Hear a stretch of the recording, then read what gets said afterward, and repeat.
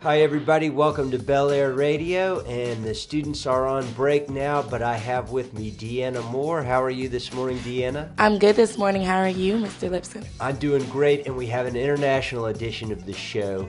So today we have two great segments. We're going to be hearing from Valda Ford, and she is the CEO of the Center for Human Diversity. Also, we're going to be going into our Ebony Abroad segment with Ebony Small, and Ebony is going to be interviewing two of our journalism and media studies students who are heading abroad for the spring semester of 2016. Wow, that sounds great. All right, so you had a chance to be there when Valda Ford spoke. Yes, I did. It's always nice here at the journalism department how we have guest speakers. It's always nice to hear somebody tell us about how we can get to where they are or different experiences they have. And now we're going to hear from Valda Ford in her conversation with the students of the Bennett College Journalism and Media Studies Department. My name is Valda Ford. I'm a native of High Point, North Carolina. I thought that my life would be different than it was. I was born in 1954 at a time when segregation ruled, when I was told all that I could not be and never what I could be by anyone outside of the people in my family. Fortunately for me, even though we didn't have a lot, I didn't know we didn't have much until I was old enough to see that we really didn't have many of the material things that people wanted us to have or I would want to have. We didn't have a car until I was in junior high school. The good thing about that is it gave me plenty of good muscles for walking around all the time. And so I was a thin person until I was well into my 40s, which is good for me. The other thing is that I grew up between. I had many siblings, and they taught me, I think, how to speak because they were very aggressive sets of siblings. They were a year and a half apart on that end, a year and a half apart on this end, and I spent a lot of my time trying to keep them from beating me up or doing other terrible things that older and younger siblings will do. I didn't want to be a nurse, though that is my profession, because I didn't want to be anything that people told me I had to do. And nursing, teaching, being a housewife, or being a secretary were pretty much the only jobs that were open to women in the 50s and the early 60s. Instead, I wanted to be an astronaut. Well, I didn't ever get to the stars, but I've had the opportunity to move well beyond what I thought. One of the things I got to do was, as a nurse, when, like you, I had not long finished my education and had a lot of those nasty student loans. I was working at North Carolina Baptist Hospital, which you know as Wake Forest Baptist Medical Center, in the burn unit in the middle of the night when I got a call from a recruiter. And the recruiter asked me if I wanted to work in Saudi Arabia in a burn unit. And my answer was, no. I can't go to Saudi Arabia. I haven't even been to South Carolina yet. How is that possible? But over time, I was able to work it out, and I went to Saudi Arabia, and I had the opportunity to work with people from 1,700 different areas around the country and around the world, and they represented 33 countries. So many languages, so many religions, so many lifestyles. And while I was there, I became a bit of an expert on working with cultural issues, not because I was an African-American woman who grew up in the segregated South and knew very well about what my place was supposed to be, but fortunately because my grandmother always had me over to her house along with my other siblings, and we had to live the way she lived. And that was, we ate when she ate, we ate what she ate, we did exactly what she did. So when I moved to another country, it was easy for me to understand how to work within the culture of another, especially when I knew I could leave. Now tell me about Saudi Arabia. When you think about it, what do you think about? Muslim, being Islam is the language and the culture and the day-to-day. It is not like Sunday Christians and Friday evening worshipers. It is the life. It is the religion, it is the life, it is everything. What else do you know about the Middle East? And what about the situation with women? They cover their face. They cover, they do. Married, you can't look in their eyes and stuff. You can look in their eyes. If you're a male, you can't. typically there is not a lot of staring as we would do. So we believe in directly looking at you in the face. That to us means that we're honest. Women are thought of less than. Second-class citizens, typically we think that their women are considered as second-class citizens because they do not drive. They typically do not work outside of the home, and they rarely do that. They typically have servants for the most part, though there is poverty in Saudi Arabia. But people are brought in from other parts of the world, typically third world nations, where they don't have a lot of rights once they're there, but they are servants in the houses. They may come in as nannies or housekeepers or cooks. But the women there, I remember saying to a woman, "Oh, I feel so sorry for you," because she said to me, "Oh, tell me, Inti Islam." That was I Islamic? Now, the important thing about being in Saudi Arabia was that you had to have a religion. There were two groups that could not be there. If you were Jewish, you could not be there, and if you were atheist. Those two groups of people were not allowed. So when she asked me that, because religion was a kind of touchy subject, I was perfectly supposed to have my religion, but I wasn't supposed to proselytize. So I was not supposed to talk about it and encourage other people, even though I am a Christian. So when she asked me, I was a little bit alarmed, and I said, "La," which means no. And then I asked her why. And she said, "Well, my husband is looking for a second wife, and you look like you would have strong sons." And I said, "Well, I'm sure I would have strong sons, but I don't think that I could live the life that you live, where I could be one of four." And she said to me, "You're just fooling yourself, because American women think that they have their men to themselves." She was smart, but they really don't. She says, "I know on the front end that I'll be sharing. You wonder about the tipping end, the back door." I'm saying she was right. So in the Saudi custom, a man could have 4 wives if he could afford to support each of them the same way. So if one had a Mercedes, each had to have a Mercedes. Each one had their own house, typically with their own housekeepers and nannies and etc. So think about it this way. Imagine you're married to someone that you get tired of. Wouldn't it be good to know you only see him 1 or 2 days a week? It's all about perspective. It's all about culture. And what is culture? It's just the way we learn. It's the things we do. Most of them we take for granted. How many Africans were taken out of Africa? I can tell you for sure that in one place in Ghana, over 20 million slaves were taken. Wow. So if that happened in Ghana, which is on one part of that coast of Africa, and we know that slaves were taken anywhere that ships could sail, then we know that 20 million is a low number. And of that number, how many made it to the United States? 10%? On the average ship, 1/3 to 1/2 of the people on the ship actually made it. Because if you've ever seen the ships, you see how they're packed in like sardines. Yeah. They don't have the ability to stand, to sit, to get fresh water. Anytime they became ill, they were thrown overboard. And how do we celebrate that? Do you know what that's called? The Middle Passage. There are monuments there that don't celebrate but commemorate the fact that there were people who lost their lives, taken from Africa all along the diaspora. Some ended up in the Caribbean, some ended up in Europe, some ended up in Asia, and some ended up here. These are the stories we're not told. So very frequently, if we don't know all about our history, then we can't know how to prevent those things from happening again. I've had the opportunity to work in refugee camps all over the world, specifically in Ghana, Sierra Leone, and in Sri Lanka, after wars and after natural disasters. Additionally, I've had the opportunity to work in Afghanistan right after the fall of the Taliban. And what I can tell you is everyone thinks that the US of A is the land of milk and honey.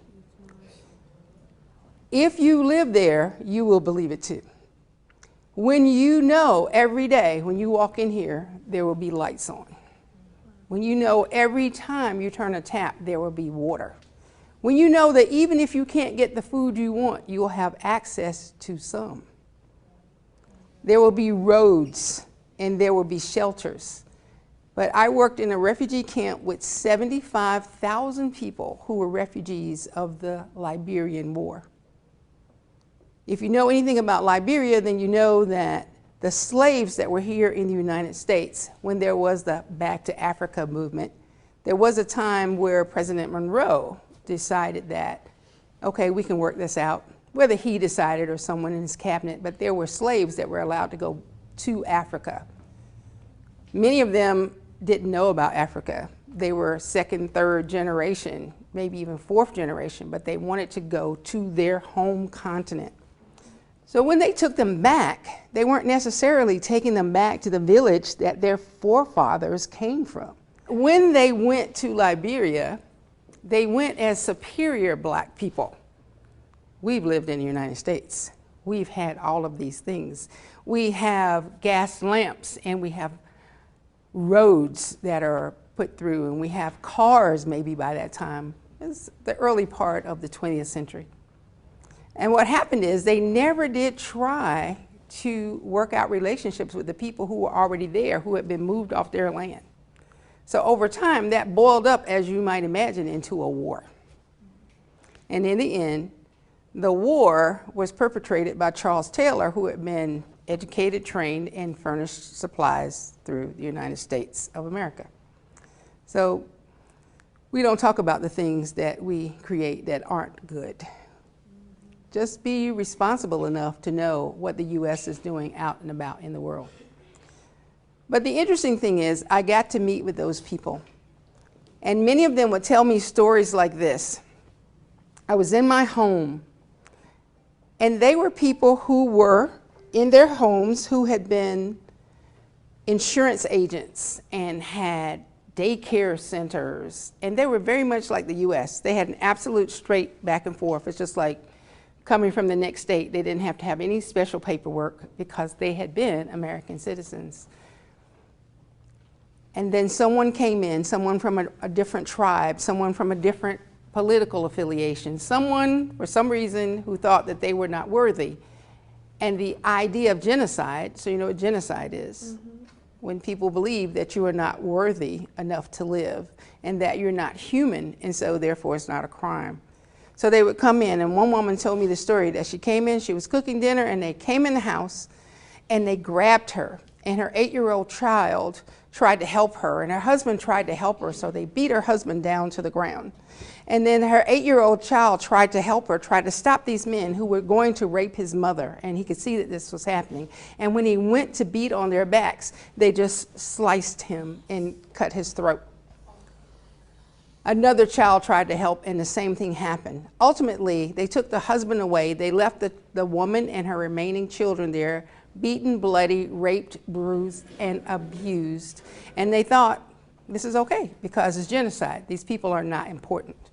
Somehow, they were able to find their way out and away, and they stayed in what they call the bush. They stayed in the jungle, and they had to watch out for animals, and they had to watch out for the militia. And they hid, and they simply ate roots and bark from trees, and they ate grubs, they ate anything that they could. And at one point, they felt that the militia had finally gone away, and they would be able to go farther. And they were walking out in a clearing, and a lion came. Oh. And the oldest son now is trying to fight the lion to keep it away from the family. And what the mother decided to do, because in that particular culture, having a grown man to take care of you, to provide for you, was necessary. Not a luxury. It was the way it was. And so the mother had to make a decision that in order for her family to live, she needed that oldest son to live. And she put her 1-year-old child in the path of the lion in order for the family to get away. So when you think that we do not have a land of milk and honey, we cannot even imagine these kinds of atrocities. Then when they got to the refugee camps, there was no refuge. They had to walk for a long time before finally the United Nations determined that they would pay the country of Ghana for them to be able to get in, because no one would take them because they were afraid that the war would follow them. And ultimately, they paid for these 75,000 people to be in this place that had no electricity, no running water, no roads. They only had 15 toilets for 75,000 people. What I gained from my international experience is to understand very completely that most people have preconceived notions about every other group of people that's not them. I worked with people from 33 different countries. Some were Muslims, some were Christians, some were Hindus, every religion you could think of. They came from places where marriage required a dowry. They came from places where people lived together before marriage. So we were all a nice eclectic mix. But what I learned is that who I am in the United States as an African American female is not the way I'm seen outside the rest of the world. If I'm in Australia, if I call myself black, they will tell me immediately I'm not black. They consider me an American. Outside of here, I'm an American. Now, the interesting thing is that racism does exist outside of the USA, but not just the way we know it. Racism, classism, sexism, homophobia, all the very same things we experience here are experienced everywhere. Just politically, the way we look at race is different than many other places. Like in the Caribbean. There was slavery in the Caribbean, but for the most part, they just decided we're not gonna have slaves anymore. And it wasn't a big war. It wasn't like it took here for the battle of the North and South, which really was more about economics than about freeing the slaves. But in the end, the slaves were freed because then we could beat the Southerners. Yeah. But in the end, I learned that if there's one thing you can ever do for yourself, if you have any extra money, if you want to put away your pedicure money, your hair money, or anything else, travel. You will always, always benefit from it. And I do believe that I've gotten many, many, many positions based on the fact that I travel. Because when I put down Saudi Arabia, they'll say, oh, were you there with your husband? No. Were you there with the military? No. I was there before Desert Storm. How did you go? I went on my own. Oh.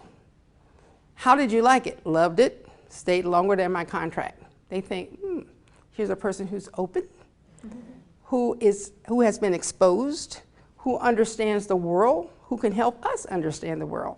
And I have no doubt that the positions of responsibility I have gained throughout my lifetime have been in large part because I'm not afraid to learn and I'm not afraid to ask questions. I don't mind failing because there is no such thing. It is just one effort that you find a better way to do it the next time. When you think about being here in the United States, when you think about all of the things that you have and what you don't have, recognize this, that there is a great deal that is going on here that is not the best. But you have the opportunity to change it because you are educating yourselves, you are getting into a good place where you can decide what is talked about, what is seen, what is heard.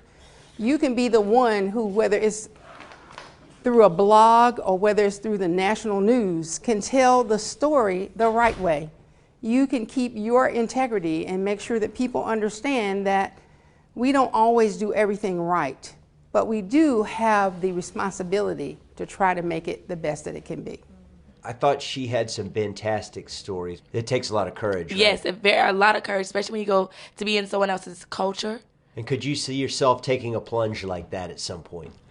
I would love to be able to take a plunge like that. I think that just hearing from different people who have done it kind of make you have more courage to actually go and do it. Speaking of taking a plunge for international travel, we're going to hear from Ebony Small in her Ebony Abroad segment. Okay. And she's with Kiara Mills and Chelsea Moore. Do you know Kiara and Chelsea? I do know Kiara and Chelsea. Kiara is amazing. And Chelsea, of course, she's like a little sister to me, so.